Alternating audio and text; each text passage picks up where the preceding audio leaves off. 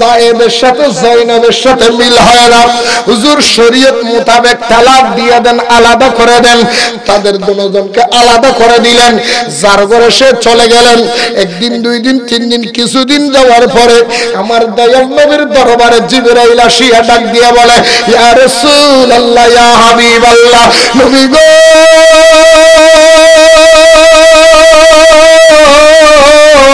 আমার আল্লাহ বলেছে হযরত যায়েদ ইবনে হারেসা আপনার ফালক ছেলে যেই মেয়েকে বিয়ে দিয়ে ছেড়ে দিয়েছেন, যেই জয়নবকে তালাক দিয়েছেন, আল্লাহ বলেছে ওই জয়নবকে আপনি নবী বিয়ে করেন।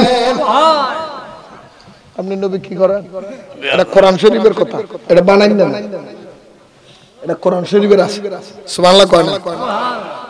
রাসূল যায়েদের ডাকলেন, এ যায়েদ, বলে লাব্বাইক ইয়া রাসূলুল্লাহ। যায়েদ, তুমি একটু জয়নবের ঘরে যাও। কার ঘরে? কথা কয় না, কার ঘরে? যায়েদ বলে, ইয়া রাসূলুল্লাহ, জয়নব বললে আমার কি? আমার তো তালাক হয়ে গেছে, সারাসারি হয়ে গেছে, আমি কেন ওনার এখানে যাব? আমি যাব না। আল্লাহ রাসূল বলে, জয়নব, আল্লাহ রাসূল বলে, যায়েদ, আমি তোমাকে তার সাথে স্বামী স্ত্রী অধিকারের জন্য পাঠাচ্ছি না, আমি তোমাকে তার সাথে ঝগড়া করার জন্য পাঠাচ্ছি না। তুমি জয়নব আমার প্রতিনিধি হয়ে, আমি রাসূলের প্রতিনিধি হয়ে জয়নবের কাছে গিয়ে সালাম দিয়ে বলবা, জয়নব, তোমার যদি আপত্তি না থাকে আমার রাসূল তোমারে বিয়ে করবে। সুবহানাল্লাহ বলবেন না? কথাটা যায়েদকে বলতে দেরি পুরো মক্কা মদিনার মানুষের মধ্যে ডোল ফিটে গেছে। দেখছনি নবী মুহাম্মদ সাল্লাল্লাহু আলাইহি ওয়াসাল্লাম কি কারবার, নিজের ফলার বউরে বিয়ে করতেছে। নাউজুবিল্লাহ কইতেন না? আরো জোরে কর না। যেই কথাটা এখন আমাদের দেশের বেঈমান মুশরিকেরা বলতেছে, এটা কাফেরের কথা ছিল। এটা কার কথা? এটা কার কথা? আরো জোরে কার কথা? আসেন, হযরত যায়েনব মাঝখান থেকে একটা কথা নিয়ে নেবেন আপনারা, এটা কাজে লাগবে। হযরত যায়েদ চলে গেলেন, জয়নবের ঘরের মধ্যে গিয়ে দরজার সামনে গিয়ে সালাম দিলেন, আসসালামু আলাইকুম ওয়া রাহমাতুল্লাহ। হযরত জয়নব দরজা খুলে দেখে যায়েদ দাঁড়ানো, ডাক দিয়ে বলে, আপনি কেন আমার ঘরে এসেছেন? আপনার সাথে আমার কিসের লেনদেন? আপনার সাথে আমার কি কথা? আপনার সাথে তো আমার সারাসারি হয়ে গেছে, আপনি কেন আবার এখানে আসছেন? হারানো ইতিহাস, নষ্ট হয়ে যাওয়া সম্পর্ক জোড়া লাগাইতে আসছেন নাকি? হযরত জয়নব যখন রাগান্বিত হয়ে গেলেন, হযরত যায়েদ ডাক দিয়ে বলে, হুজুর, 100 বার পূর্ণ হয়ে যাওয়ার পরে ওই বিছানার মধ্যে যায় নামাজের মধ্যে বসিয়ে 100 বার দুরূদ শরীফ আদায় করবেন। আবার 100 বার দুরূদ শরীফ আদায় করার পরে আবার 99 বার লা হাওলা ওয়ালা কুওয়াতা ইল্লা বিল্লাহ পড়বেন। 100 বারের ভিতরের মধ্যে পুরো ইস্তিগফার করবেন। আর আপনার কাজ যখন শেষ হয়ে যাবে, তাহাজ্জুদের নামাজের পরে 2 কানা হাত তুলে আল্লাহর দরবারে দোয়া করবেন, মাবুদ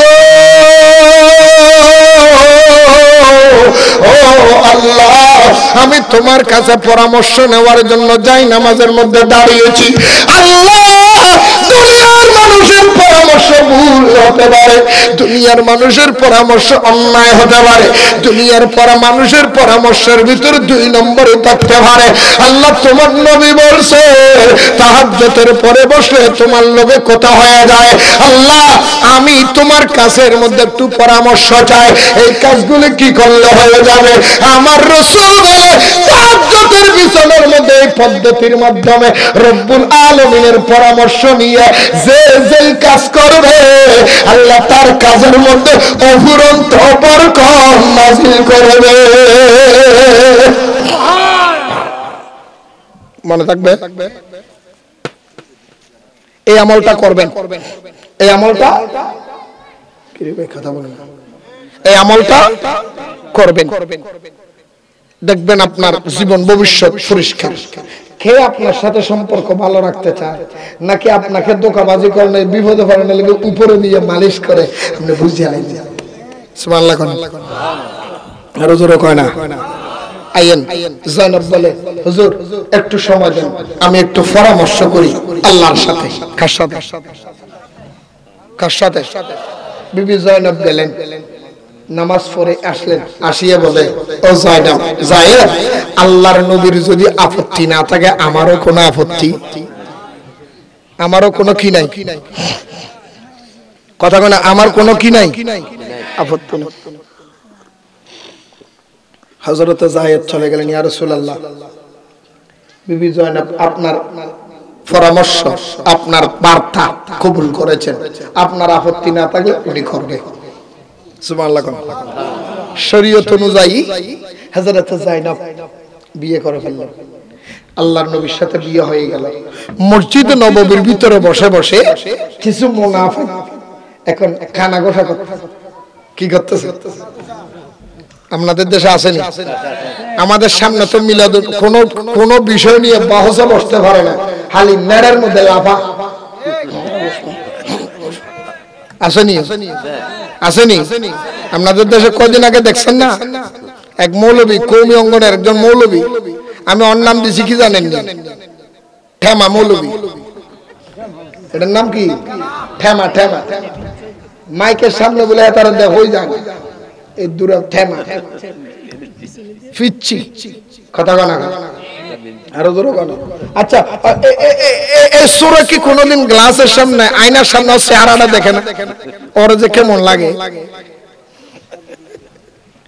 আমরা বহস করবো মিলাদুন নবী নিয়ে, তো কেমনে?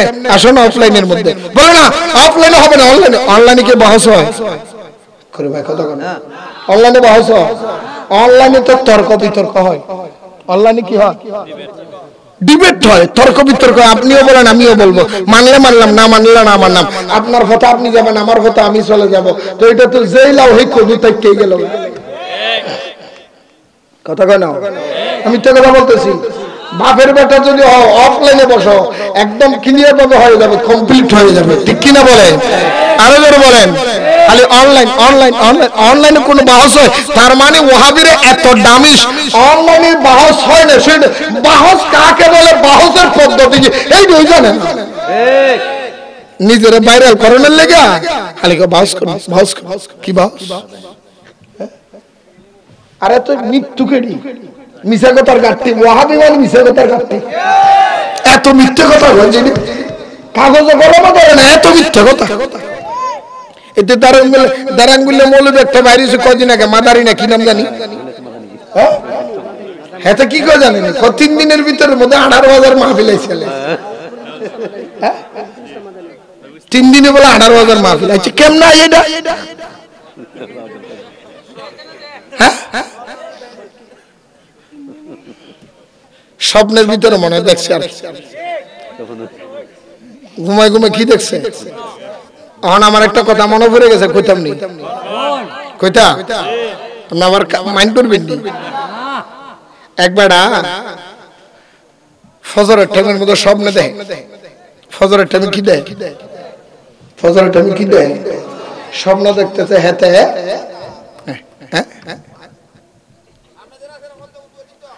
পিছনে বললি উদ্যোগ দিলে গুণ হইব নি সবাই? আরে মারে দেখছি নি কারবার, আরেকজনের কান্ড চিহ্ন দিয়ে নিজে বেঁচে যায়। আলহামদুলিল্লাহ।